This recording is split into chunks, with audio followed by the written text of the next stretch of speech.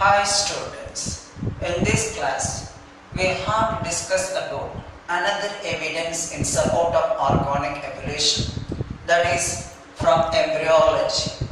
So what is embryology? It is otherwise called developmental biology, the study of development of egg into an adult form by passing through different stages, for example zygote, blastula, gastrula, organogenesis, etc. When different just forms, when we are studying about the embryological development, the embryological study of different forms, one can think that there is a resemblance or we have resemblances during development. So the comparative study of different organisms, their development, and making us to think that there are resemblances during development.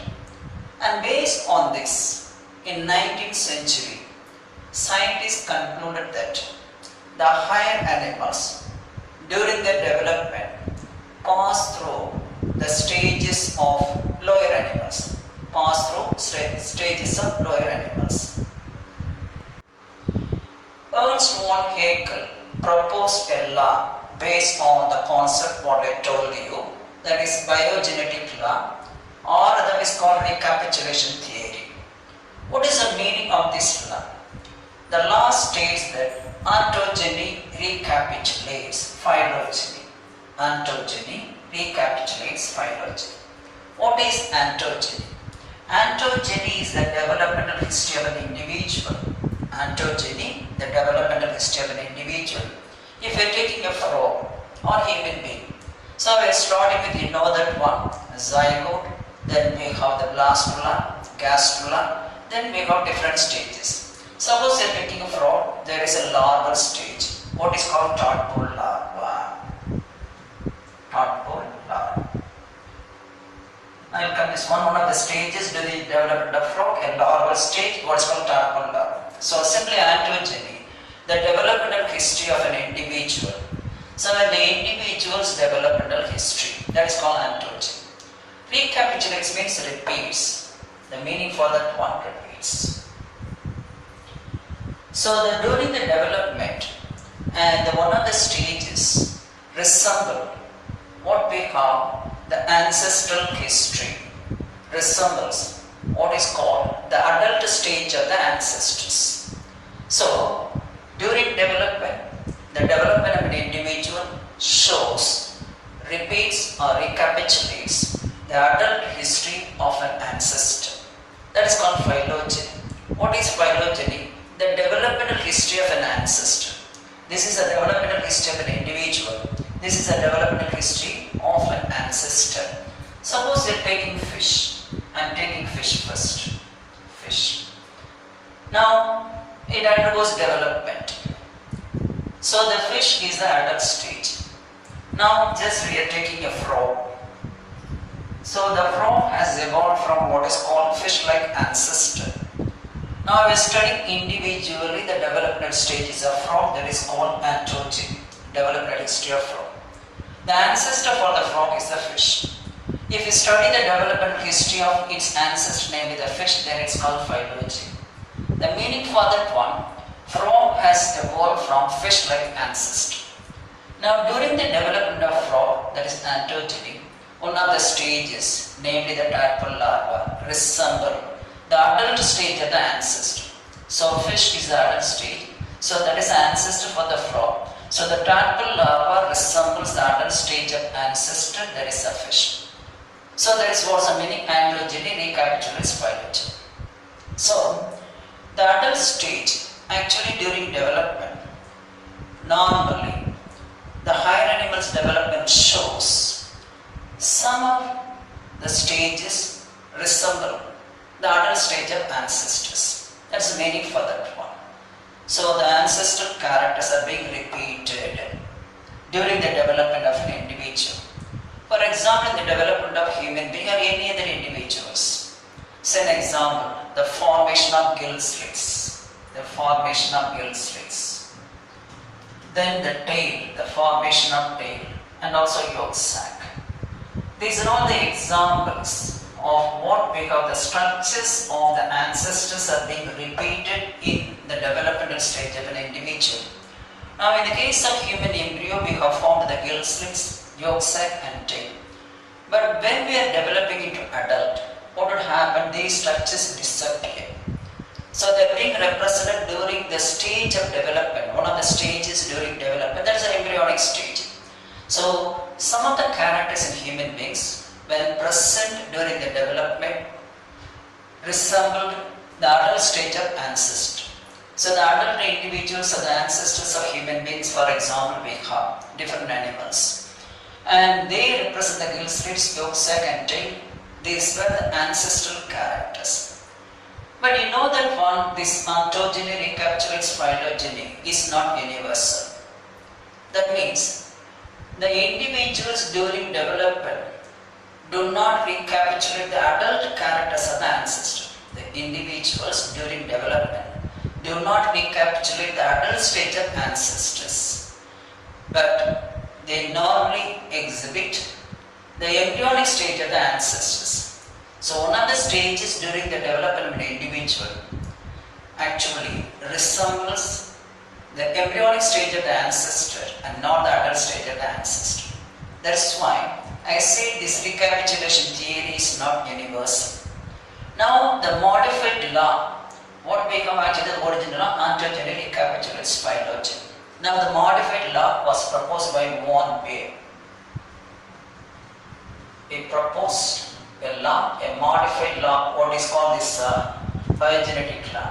According to him, now the law is called ontogeny, recapitulates, repeats, not actually phylogeny, only ontogeny.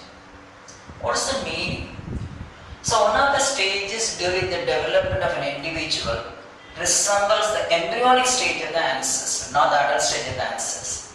According to this ontogeny recapitulates phylogeny, one of the stages during the development of an individual, that is higher animals, resemble its ancestors, resemble the adult stage of its ancestor. That is called ontogeny recapitulates phylogeny. But I mentioned already it is not universal, it has been modified by von Baer. He suggested that the individuals do not actually recapitulate the adult stage of ancestors. They recapitulate only the embryonic stage of the ancestors, and that is called ontogeny recapitulates ontogeny and not phylogeny. If you are taking the human embryo, so what will happen? So the human embryo recapitulates not the adult stage of ancestor, but it shows only the embryonic stage of the ancestor. That is called ontogeny ontogeny. That is a modified law of what is called, that is, comparative anatomy. So if you are studying the comparative anatomy of different groups, they exhibit structural similarities. If you are studying the comparative embryology of different forms, they exhibit what is called structural similarities. For example, if you are studying the comparative embryology of the following just organisms, they exhibit similarities, what is called the structural similarities among themselves. Either fish or frog or tortoise or chick or human, they start a life with a single cell. They start a life with a single cell. That is called a zygote. The zygote undergoes segmentation by a process called cleavage. So it is being changed into blastula, and it is being converted into a 3-layered gastrula, and by means of organogenesis different organs have been developed in the case of development of these animal groups. Finally they develop into a triploblastic animal. So if you are comparing all this embryo, they show structural similarities. Now this indicates that all these organisms, what we are taking in this example, have evolved from a common ancestor. So the development stages are similar in all the organisms, which indicate that all these organisms have evolved from a common ancestor. And this type of origin is called monophyletic evolution. monophyletic. Monophyletic evolution or origin. Monophyletic origin. That means all have developed from a common ancestor. So these are some of the examples of comparative study of, you see these organisms developed, indicated that they have been evolved from a common ancestor, and that is called monophyletic origin. So these are some of the evidences in support of what is called organic evolution from embryology.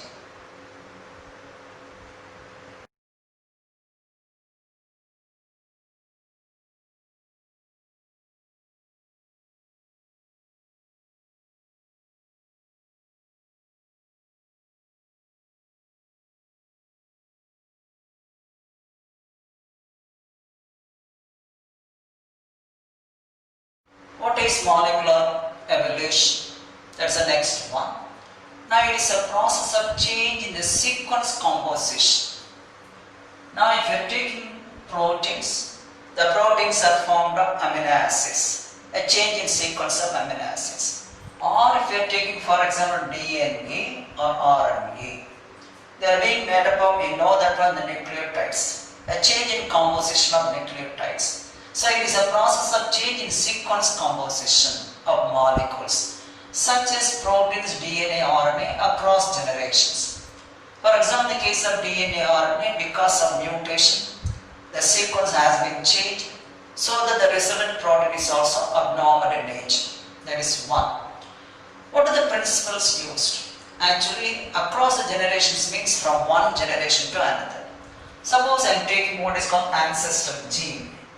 It is having a specific sequence of DNA. Now in some genes, mutation occur. In some genes, no mutation. So they became normal gene, no change in that one.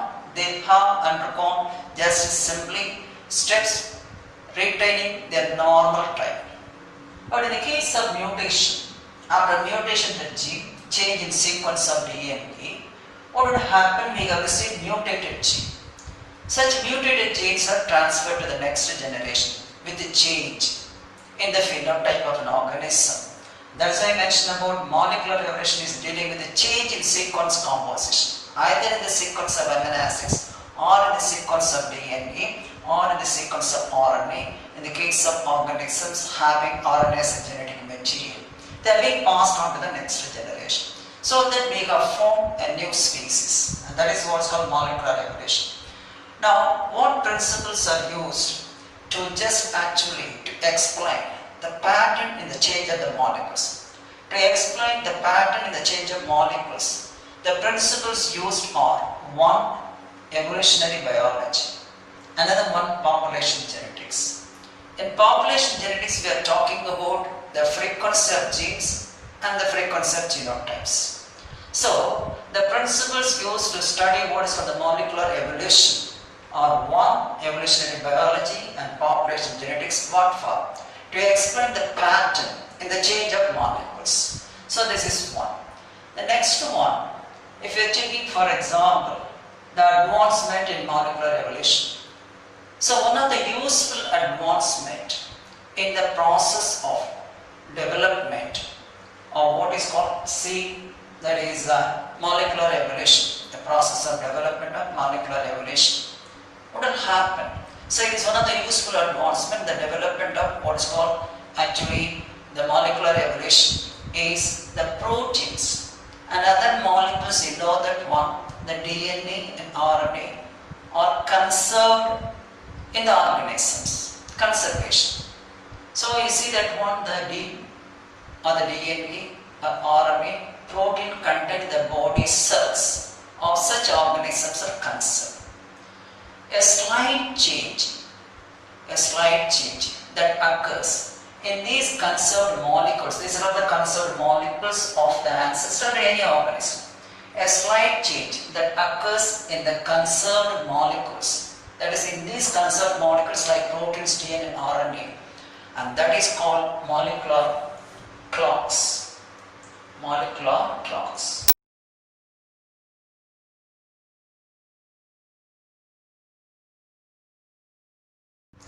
I will repeat once again what are molecular clocks. A change that occurs in the sequence of these concerned molecules like proteins, DNA and RNA are called molecular clocks. Now if you want to study evolution, we are using certain molecules. The molecules which are used to study evolution are number 1, cytochrome C. Cytochrome C. The one which is involved in respiratory pathway. The one which is involved in respiratory pathway. For the transfer of electrons, you know that one in the electron transfer system. So, it is a model protein that is used for the study of evolution, which is involved in the respiratory pathway in transfer of electrons from one level to another level. That is in the electron transfer system. Another one, which is involved in protein synthesis or RNA, that is involved in protein synthesis. So, the molecules which are normally used for the study of evolution are cytochrome C. This is cytochrome C. Okay, another one are RNA. Cytochrome C, an enzyme, a protein. So, it is a model protein used to study molecular evolution. The one which is involved in respiratory pathway. Another component, that's a reversible RNA, which is involved in protein synthesis. And that one is different. rRNA is different. If you are studying the 3-domain classification of Carl Woese, you can see the differences in rRNA between the archaea, the bacteria and eukaryotes. And that is being used as what is called actually a model used for, that is, in molecular evolution. So these are the two major molecules normally used to study evolution. Okay. So I concluded about the various evidences in support of evolution. We have to go for the theories of evolution proposed by different scientists. Okay, thank you.